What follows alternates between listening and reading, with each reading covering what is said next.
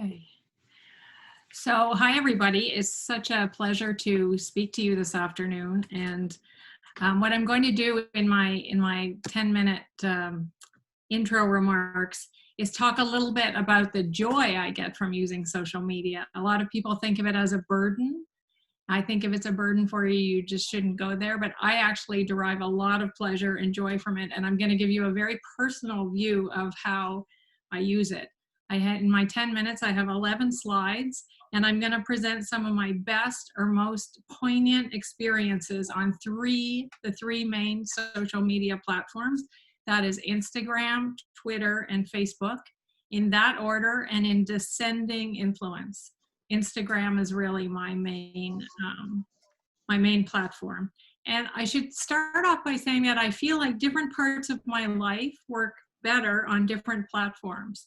So I'm an architectural historian of medicine. I'm co-appointed in the School of Architecture, and my architecture life is best represented on Instagram. My work in medicine works best on Twitter. And then my work as a PhD advisor and my family and my private life is really most effective on Facebook. So sometimes they cross over. Sometimes I tweet something about architecture on Twitter, but not that often. So I'll focus today on links with students and colleagues. And I think, as Leslie said, social media has many other linking functions, but I won't touch on those today. Oh dear. So here's my first slide, and it represents what is my biggest success for use in teaching, and that is the McGill_architecture Instagram account, which has been going steady almost daily since 2014. You see the address there on the left. I co-founded it with a PhD student in 2014, and we now have more than 20,000 followers that we reach every day. It has been cited as one of the largest and most influential academic Instagram accounts. It was also named as one of the top 10 architecture sites for 2019. So it has this kind of celebrity profile now. And the image on the right is a student project, the circular project, and it is the image that has gotten our most likes ever. And you can see down here, it says how many likes you got. So that image from July 2019, it's a master's thesis, got close to 2,000 likes. So this is what Instagram looks like. And you can see we've made 1,700 posts and 21,000 followers, and we only follow 200 other sites and mostly other architecture schools. Oh. So I put this together, this collage of some of our best posts, just in case you aren't familiar with Instagram, just to show you the kinds of things that we in McGill Architecture. So you can see lots of the two slides on the left are student projects. The one on the lower right is a real life project that a PhD student was doing, and then a field trip on the top right. So as I say, we post almost every day. We post at the same time every day, and we have developed an in-house style for the caption and graphics. So now it's such a big production that a student is actually hired to collect the work, but I still every day write the caption or correct the caption for the McGill posting. So we use present tense, we make no judgments, it's just descriptive. And architecture students, as you may not know, do hypothetical projects for their masters. So these are like fantasy buildings that that the posts are. And we post people pictures too, like the top right, a field trip to an architect's office, but they're never as popular as the student work. So Instagram is, of course, about the stunning image. And the caption is, as I said, purely descriptive. And you include hashtags to draw attention to your image.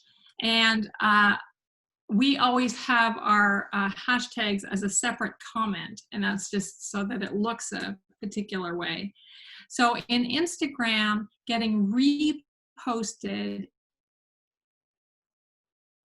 after. And so I show you the student project on the left. This is just a little tabletop model that got reposted, as you can see. So it got 40 likes, but it got reposted by this site called Super Architects. It has thousands and thousands of followers. And so that would mean that this student would get like a job. It also brought in lots of donations to the school. It really is an amazing form of outreach. Oops. So here are a couple of posts that you could use in any unit at McGill. The one on the left is showing a class. And on the right, a graduate of McGill who works in a very famous office. So this is a great way to attract future students. The one on the left, by the way, won a competition for being the best photo on social media that week by the Montreal Gazette. Now this pair is very cool and is really what I'd like to show you about active teaching. So on the left is an interior render of a project, again, a fantasy image in a student's mind about a building was posted. And then on the right is the actual final review from the thesis review, where the critic remembered the social media post and refers to it here in his hand, saying that the project was actually much better halfway through. And that was a remarkable moment. First of all, that the critic remembered it, and that it was a kind of landmark image for the visitor. So I've tried to build on this success in medicine since I moved to medicine in 2016. And one of the things I've done in medicine has been really successful. I've taught a course for about 5 years now, a selective on medicine and architecture. Here it is, medicine and architecture, one word. And during the course every year, I give the students the password, which is actually McGill. And then after the course is finished, they go out and they work all over the world in various healthcare environments, and they post images to this site. So we actually continue to share images. I think it keeps them interested in architecture, and it also makes links between different years of the program that necessarily wouldn't have been linked. So I'll move now to Twitter, which I use much more for my work in social studies of medicine and in the faculty of medicine. And I have a personal account and we have a departmental account. So here's the departmental account that I'm showing you, and our administrator, Elena Bernier, really runs our departmental account. She's very, very keen and interested in social media. So she was really happy when we decided to launch these sites. So we use it to advertise events, to respond to things happening in the world, to link to colleagues at McGill and other universities. It's very, very quick, Twitter, and very unforgiving, as we know from is that, as many of you probably know, my department, the social studies of medicine, is quite an introverted department. It's not like a high-tech department that showcases research. So, that showcases outreach. So these social media accounts were ways for the department to make new connections. And I think we've done it pretty well. So here's a way that I have used Twitter in my teaching in medicine just last week. These are from 2 tweets last week, where I'm live tweeting in a class, in the PIAT class, the Putting It All Together class. So on the left, as you can see, a student is giving us an amazing presentation on what she remembers from how the old ER at the Montreal Children's worked and what kind of cultural ideas have been transferred to the new ER at the MUHC. And on the right is me saying that I'm using this OR as my Zoom background in class. And then I included a response to that, actually a prof from UCLA who we ended up emailing and swapping course outlines based on this tweet. So it's really, really effective for that. Leslie and I talked about live tweeting and how it's one of the wonders of Twitter, and I do it all the time when I go to conferences. So on the left, I'm in a conference in Berlin, in late January. And live tweeting just means you sit there, usually in the front row, and you actually tweet what every speaker is saying. And it really makes you focus on the point of the paper. It really makes me pay attention to, so I can summarize it in just a few sentences. And of course, on the right, this also means that you can get live tweeted when you're presenting, because when you live tweet people, they tend to live tweet you back. And that's a really fun part of Twitter. And then I thought I would just throw in, I'm almost done here, 2 of my favorite accounts. They're hilarious. And I go to them every day because I like to have a laugh during lockdown.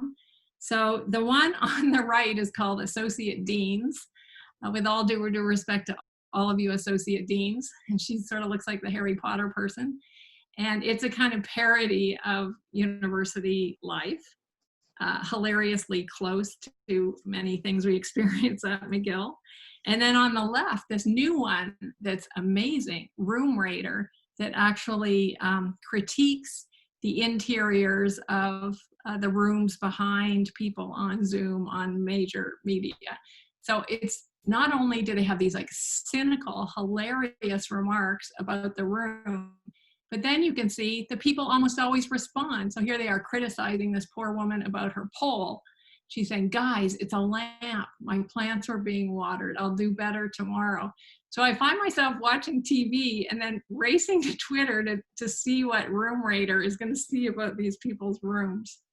I hope you'll enjoy them too. And then finally, and this is my last slide, Facebook, which is not my favorite platform, but I feel like the students use it and we really have to be able to use Facebook. So I use it more for PhD advising and for family stuff. I also use it to keep in touch with people I went to school with at UC Berkeley. I have a very active group. But what I want to show you here is my PhD advising group. So you see it's called AA's PhD Advisees. And the main advantage to Facebook is that you can have a private group. So for example, nobody except my 15 PhD students can access this. By the way, I have their permission to show it here. And we discuss all sorts of things on this in this group. Deadlines, jobs, tips for writing. It's sort of a safe space, as I think you can see by them presenting their cats and their baking. And it's very, very different, say, than the official department Facebook group, where they might be afraid to show certain things. So Facebook is very different than Instagram or Twitter, where I try to reach out on Instagram and Twitter. Facebook, I think, is all about leaning in. And that's it. That's all I wanted to say.